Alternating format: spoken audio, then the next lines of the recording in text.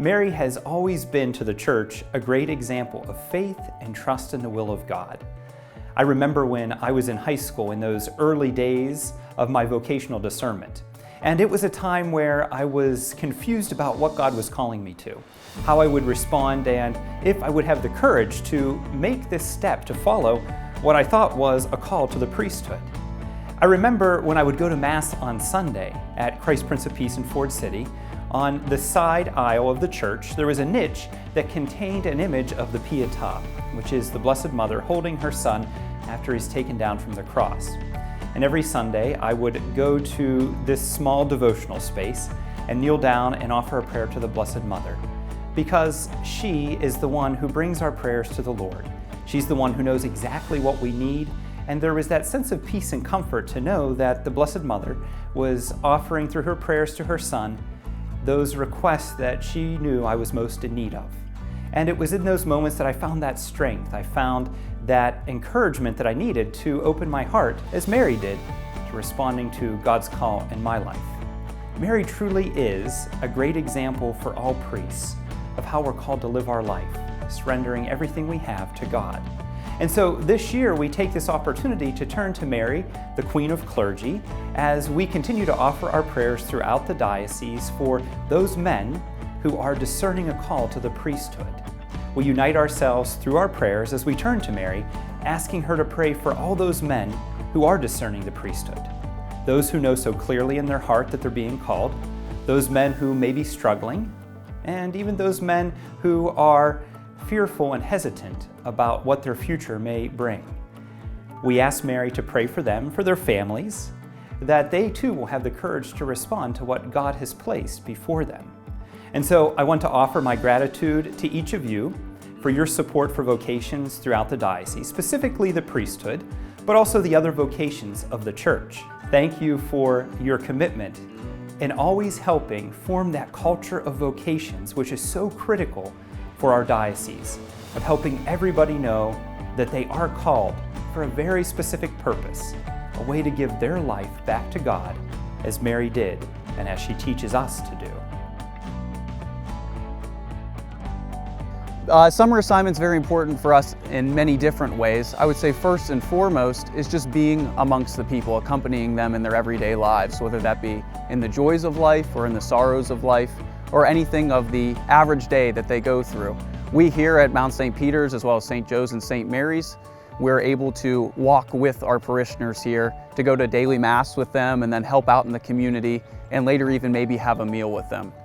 On top of those reasons, it's also important for us as seminarians to be in a parish for the summer, because we learn from the pastor. We put in practical advice and practices that we learn in seminary during the year, and we're able to implement that and show how we can actually live out the vocation that we're seeking to live.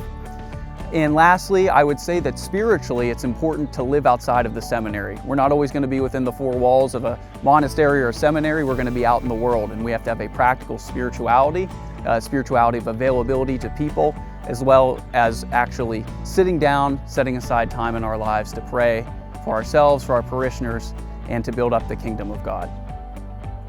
This summer we've had the opportunity to be involved in the daily life of the parish.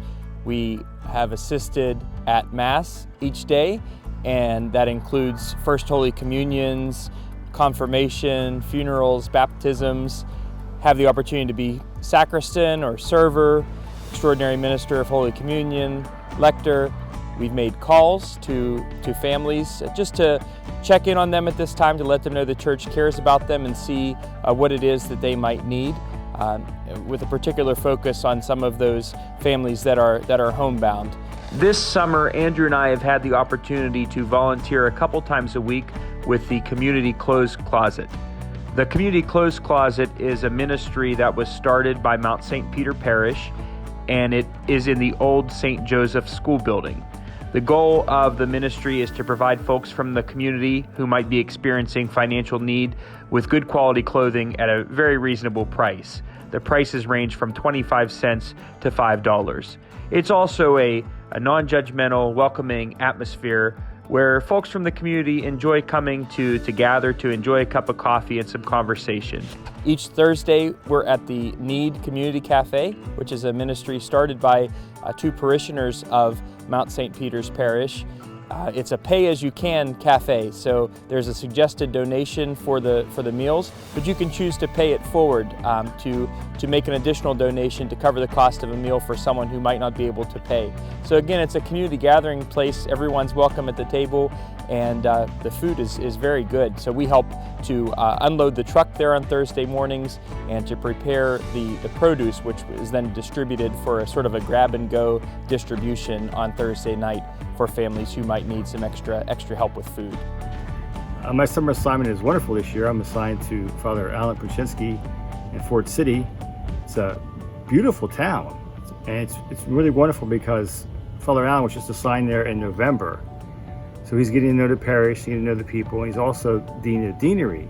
So there's a lot of responsibilities, and it's wonderful just watching him and see how he interacts with the people, and he's getting to know the people and the office staff.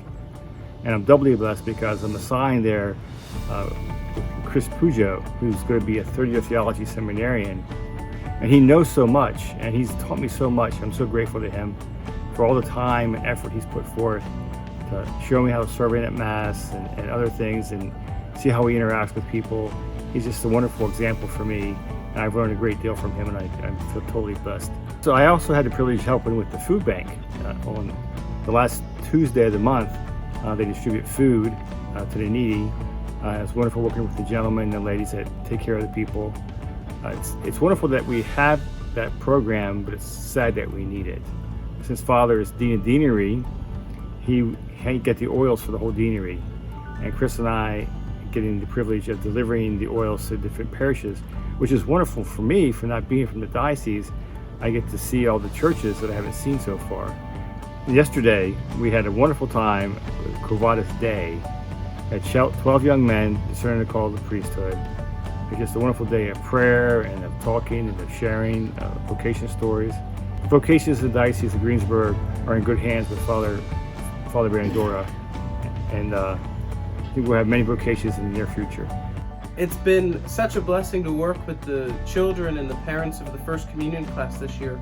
Even in these strange times of coronavirus, we've been able to gather virtually and prepare the children to receive the sacrament of God's mercy, and we've been able to gather together on Zoom and prepare them to receive Jesus in the Blessed Sacrament for the first time.